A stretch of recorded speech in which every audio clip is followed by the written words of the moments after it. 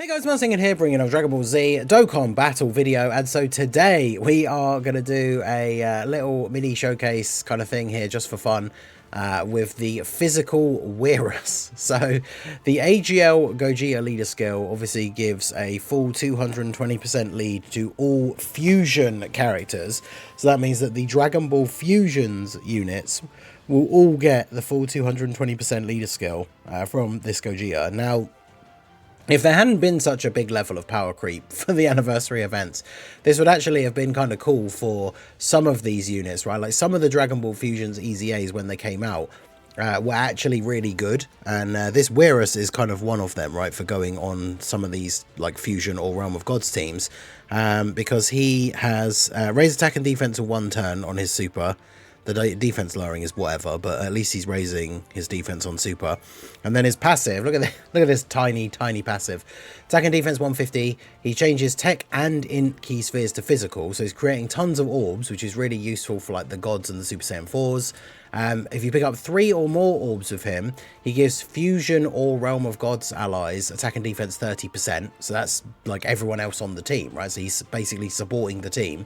If you get 5 or more key spheres, he has a high chance to dodge. And then if you get 7 or more key spheres, he has attack and defense 70%. Now, obviously, this means that his stats aren't exactly going to be super crazy. Mine is full link level 10, obviously, built mostly for dodge. A little bit of additional, because obviously if he does get the extra super, he gets a little bit more defense as well. The funny thing, obviously, is the fact that I think the design and the art is really cool, right? Because obviously this is the fusion of Beerus and Whis. So, you know, aside from like Zeno, obviously, right? Like this would be the strongest being in like the Dragon Ball universe, right? I mean, because even with like the fusion multiplier and stuff like that, I assume that a hypothetical Whirus wouldn't be stronger than Zeno, but this would obviously be the strongest character. Like in terms of all the characters that we have in the game to play as, this would hypothetically be the strongest character in the entire game. Obviously that is not the case. This is just for like a little bit of fun. We can see here he's got 165k defense start of turn. I don't know if he gets the extra defense when you pick up the 7 orbs. So let's go ahead and do that. And then we can grab these for you. So what we were at 165. So if we grab those, they're giving everyone the support. We get the orbs. We go up to 185k. I don't know if that's from that can't be the 70% though, because that increase is way too small. I think that is him getting the increase from obviously giving the fusion allies attack and defense 30%. Oh yeah, sorry, yeah, of course, it's when attacking with 7 or more key spheres. So when attacking, he's going to get an extra 70% of 185k. Oh god. Obviously, it goes without saying, I suppose. I'm going to say it anyway. He is going to be relying very heavily on dodge, right? So on attack, he's going to get 70% extra defense. So he's going to go up to 314k. Then he gets the raised defense from his super attack effect, which is about 30%. I think that comes off of this number and not the one with the 70% added, which means that 30% is only going to be around 60k. So he's going to be at about 370k defense, which is obviously not great. Let me in fact check here, because we jumped into the formidable foes thing.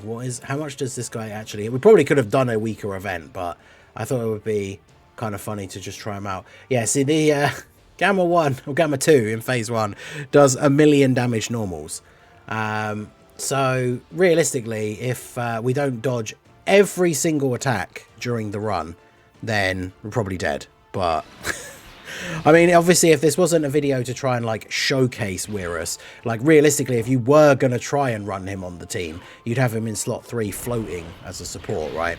And obviously, I guess in this instance, that means that STR Gogeta would get to attack first and attack lower him multiple times, which might actually help Whirus to survive. But we'll have a few goes and see how we get on. Like I say, if he actually manages to dodge, like, it's kind of funny because at least he's doing something for the team, right? Giving that support to the fusion characters, which, as I said, for this team build with the Gogeta leader skill is everyone on this team, right? Because the gods count because of the Gogeta fusion active skill. Obviously, the Gogetas themselves do, of course. And who else is it? Who else do we have on the team? It is just them, isn't it? Yeah, because I took I took Super Saiyan 3 Gotenks off of this team that I had saved to put Whirus on. So you probably don't need me to tell you that in the remotely difficult content, you would probably rather be running Tech Super Saiyan 3 Gotenks over Whirus, but you know, we'll see how we get on. Okay, the Super Saiyan 4 is getting supered. That's good. Post super attack as well. Yep. So they take double-digit damage, and then let's see what have we got here for our boy. 4.6 million. Let's go. All right, dodge. Yes, let's go. Yeah, look at that. See, 0 damage taken. What a G. All right, so we continue on. So the thing is, like, obviously support units, I've always been someone that I like to run teams where I have my main rotations of like my 2 units, and then I like to run support units. But of course, as content has gotten more difficult, especially ones like this where they hit so hard straight away, like there's only really certain support units that are still useful because they have to be strong enough defensively to be able to stand up to some of these bosses and everything. But like I say, at least Whirus is doing something for the team. If he had more than a high chance, like if he had a great chance to dodge, he would very much still, of course, be like a dodge or die character. But if he had a great chance to dodge, you could probably get away with running him on some of these teams, maybe. But you are obviously, you know, I'm not going to try and like front any sort of like, you know, memes here or anything. Like he's going to be dodge or die for this entire run, right? He has to dodge basically everything that comes his way or we are dead. Especially with the fact that Gamma 2 here, as you can see, can crit. So even attack lowering him a bit with STR Gogeta isn't necessarily going to help Whirus when it comes to tanking any attacks. But it is kind of a shame, obviously, when it comes to crossover units like Fusions and then obviously the Heroes characters. We know that, at least from what was originally stated for the Super Easy A's, right? Someone did go back and check it actually when we were talking about something the other day. They said we're obviously under the impression, of course, that Super EZAs are only for Dokkan Fests and LRs. Apparently the specific wording is that they're only starting with Dokkan Fests and LRs. So at some point in the future, a non-Dokkan Fest or LR could get a Super EZA, but obviously that could be way down the line, potentially even a year or so more from now away. And of course, if they're gonna then suddenly Super EZA a non-Dokkan Fest exclusive, it's probably not going to be one of the random Fusions collab characters, right? I could imagine it being some of the characters like examples like AGL Tapion and Tecmo Saiyan, right? Where they're not technically Dokkan Fest, but they do have their own Dokkan event. I could see like a unit like that potentially being one that does get a Dokkan event, get a Super EZA.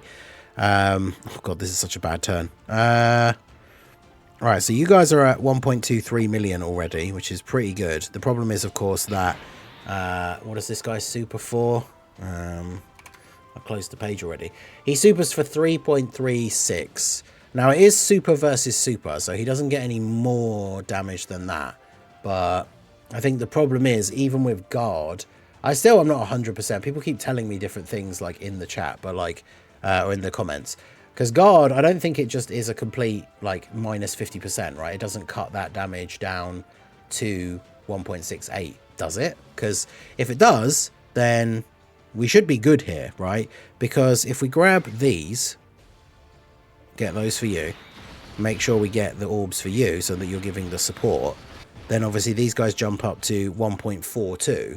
So if guard is cutting the damage from incoming damage completely in half, these guys have 1.42 million defense, and their super, the Gamma super, would do 1.68. So we should take 260k if they get supered in slot 1. If that is accurate, that guard is a straight up like halves the damage, but let's see. He's going to start off by supering straight away, so we get to find out, I guess. So do we take 260k or do we take more? We take 1.15 million. Okay, so oh, he does raise attack for 1 turn as well, actually. So that's raising attack is like another 30%. So that puts the attack actually up by like over another million. Okay, so a bit awkward, but we'll jump back in. Okay, so I had to get this crazy turn in here. The physical Super Saiyan 4's turn 3, right? The first phase of this AGL Gamma 2, like the second phase of the fight, post super attack, got supered for like 800k, something like that.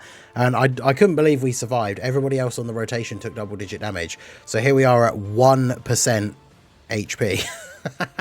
So the funny thing is, with the 30% extra defense that he was giving for the fusion support, we potentially only survived that turn because of Whirus, which is kind of funny. So fortunately here, we won't actually get another turn, but we'll get to see Whirus again on the next turn. But go ahead and do this. The AGL Gogeta definitely an absolute MVP for this event, with the ability to just Ghost Usher here. But man, recovering from this is going to be very, very difficult. I mean, we can get some same type orbs here.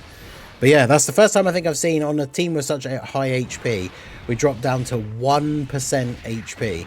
Took 800 and something K. Basically, after taking the super, I think I had about 4,000 HP left, if that. And then, yeah, everybody else took double-digit damage for the rest of the rotation. So we were indeed able to survive. But, yeah, without that extra 30% defense from Whirus supporting the fusion characters on the team, who knows? I mean, that's, well, yeah, I mean, that super only had to do, what, 4,000 extra damage, and we'd have been dead. So, I should have got that turn in on the video, really, but I was trying to catch up to, like, a little bit further in the event, just so we could see Whirus doing some more stuff. But, we'll see how we get on with the start of the next fight, I guess. But yeah, I mean, the funny thing is, like I said at the beginning, he's very much like, he's in a dodge or die situation in any of these difficult events. But if you're getting the dodge, then you're getting a nice little bit of support for the team. The orb changing is really, really good, obviously, right? Like, the it didn't really go so well on this turn. I was just going to say, the amount of, like, healing we could potentially get by picking up the same type orbs is probably the most important thing. But we can get all of those for you. We can get all of those for you. So we can get a decent bit of healing here, back up to what, 40%? The Super Saiyan 4s, obviously, you know, they've got guard already anyway, but type advantage, 77% damage reduction on the first turn.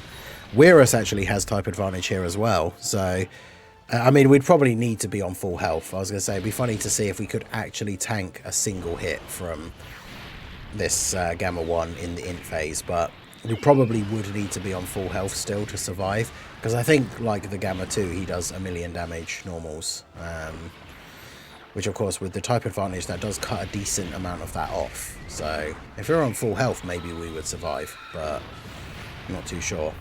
Also, of course, yeah, he builds up attack by receiving attacks, so by the time he attacks Whirus, he is actually going to be hitting harder than that anyway, so probably are just still relying on dodge. But I mean, that's going to be this guy's whole MO, right? Now, in terms of this team, like, there probably are, I'm trying to think of some of the supports that you could run that are still, like, meta relevant. Because there's no, you can't really get Gohans on the Vegeta team, like the Gogeta team. It has to be the Vegito team. Because, like, LR Super Saiyan 2 Gohan can still be kind of useful, the int one. But as far as, like, straight up support units, in these difficult events, especially the battle hardened formidable foes, you're not going to find that many that are relevant enough, right, to be giving support but actually be able to survive. Yeah, oh, that's so close. 380k. We only had slightly less HP than that, but yeah, I don't know. Whirus, I think, would be a funny option for events that were maybe a little bit weaker, but obviously the funny thing is, like, with this team, especially when you look at all the characters on it, like, I swapped out STR Gogeta for Tech Gotenks just to help with that AGL Gamma phase, but obviously, like, there's just no one really on this team that you would put on instead of like, that you would put Whirus on, like, instead of some of these other big ticket options, right? Because even if we just look at fusion specifically, bearing in mind, of course, that this team can have all the various, like, pure Saiyan characters and all that kind of stuff on there, right? So, you know, we've got, it'd be fun to see some of these Dragon Ball Fusions characters be useful, but obviously the big meme is Chow Man, but unfortunately he doesn't really offer anything to the team. He sacrifices HP, has built-in chance to crit. Someone sent me a screenshot of trying to use Chow Man in that phase. I guess they managed to hide him and already got good dodges, got all the way up to cell max, and then he took like 1.2 million damage from a normal attack, which is kind of funny. Barlot was kind of good on release, right, with the nuking, well, he's with his ECA, right? He could get up to pretty good defense after attacking with his like nuking style passive. Selza was just kind of okay. But yeah, some of these fusions characters are really cool. It's just like heroes, right? Like, I like these characters because there's something interesting and different. Janembu was actually pretty good when he got his ECA as well. Because yeah, after he dodged, he got guard. So he was relatively good for some time. But yeah, unsurprisingly, all of these characters very much aged out now. But it was nice to just have a go. Someone wanted to see a showcase for Whirus, so I thought it'd be kind of fun. This guy obviously was a good support for like Wicked Bloodline when Wicked Bloodline was a thing. But these units are just all too old to actually really have any use in these events anymore, which is a shame, because they'll probably never revisit any of these characters, right? I think it's been long enough that we can say, unless some sort of like miracle happens, that we're probably not ever going to get a Dragon Ball Fusions 2, which is a shame because I really liked that game. I think I was trying to think of how old it is. I'm sure I played it before I played Dokkan. I don't know how old is that game. I should double check. But it'd be kind of cool to see some sort of revisit to these units, but I don't think that will ever happen. Let me know what you guys think down below in the comment section. What are some of your favorite like what if fusions, from fusions or just from anything else? Whirus is definitely a cool idea. It's a cool design, but yeah, I mean, easier events you could probably get away with running him as a support unit, but realistically there's so many better options for that Gogeta team, like I say, with the fact that you could just throw pure Saiyans on there and stuff. So probably not going to see any use, but yeah, we just had a bit of fun. So let me know what you guys think of the Dragon Ball Fusion stuff down below in the comment section. So that is going to be it for the video, guys. This has been the Masked Ningen. Smash that like button, subscribe to the channel if you are new, check out the links down below, and I will see you all again soon. Have a good one.